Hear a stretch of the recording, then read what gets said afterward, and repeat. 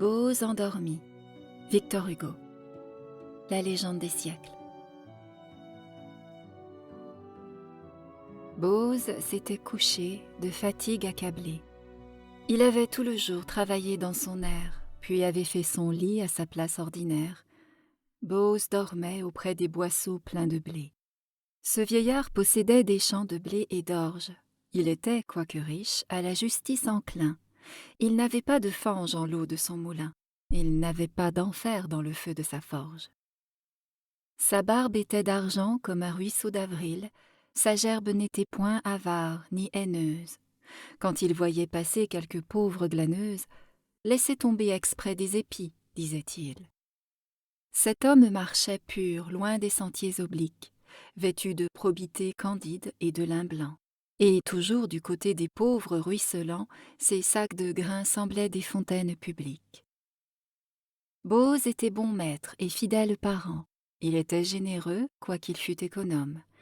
Les femmes regardaient Bose plus qu'un jeune homme, car le jeune homme est beau, mais le vieillard est grand. Le vieillard, qui revient vers la source première, entre aux jours éternels et sort des jours changeants. Et l'on voit de la flamme aux yeux des jeunes gens, mais dans l'œil du vieillard, on voit de la lumière. Donc Bose, dans la nuit, dormait parmi les siens.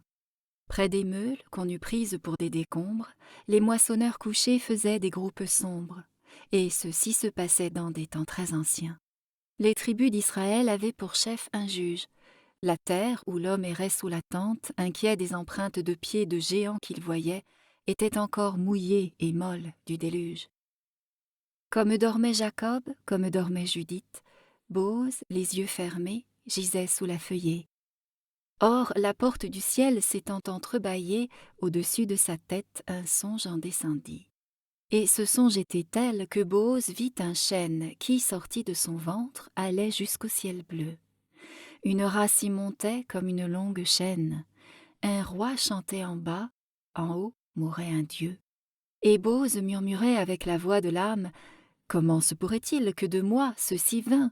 Le chiffre de mes ans a passé 80, et je n'ai pas de fils, et je n'ai plus de femme. Voilà longtemps que celle avec qui j'ai dormi, ô Seigneur, a quitté ma couche pour la vôtre, et nous sommes encore tout mêlés l'un à l'autre, elle à demi vivante, et moi mort à demi. Une race naîtrait de moi? Comment le croire? Comment se pourrait-il que j'eusse des enfants? Quand on est jeune, on a des matins triomphants, le jour sort de la nuit comme d'une victoire. Mais, vieux, on tremble ainsi qu'à l'hiver le bouleau.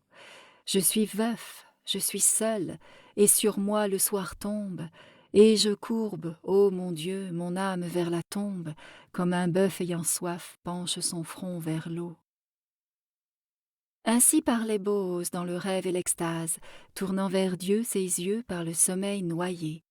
Le cèdre ne sent pas une rose à sa base, et lui ne sentait pas une femme à ses pieds. Pendant qu'il sommeillait, Ruth, une Moabite, s'était couchée aux pieds de Bose, le sein nu, espérant on ne sait quel rayon inconnu, quand viendrait du réveil la lumière subite. Bose ne savait point qu'une femme était là, et Ruth ne savait point ce que Dieu voulait d'elle. Un frais parfum sortait des touffes d'asphodèle, les souffles de la nuit flottaient sur Galgala. L'ombre était nuptiale, auguste et solennelle. Les anges y volaient sans doute obscurément, car on voyait passer dans la nuit, par moments, quelque chose de bleu qui paraissait une aile. La respiration de Bose, qui dormait, se mêlait au bruit sourd des ruisseaux sur la mousse.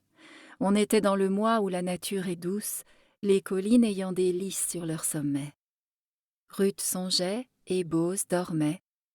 L'herbe était noire. Les grelots des troupeaux palpitaient vaguement. Une immense bonté tombait du firmament. C'était l'heure tranquille où les lions vont boire. Tout reposait dans Ur et dans Jérimadé. Les astres émaillaient le ciel profond et sombre.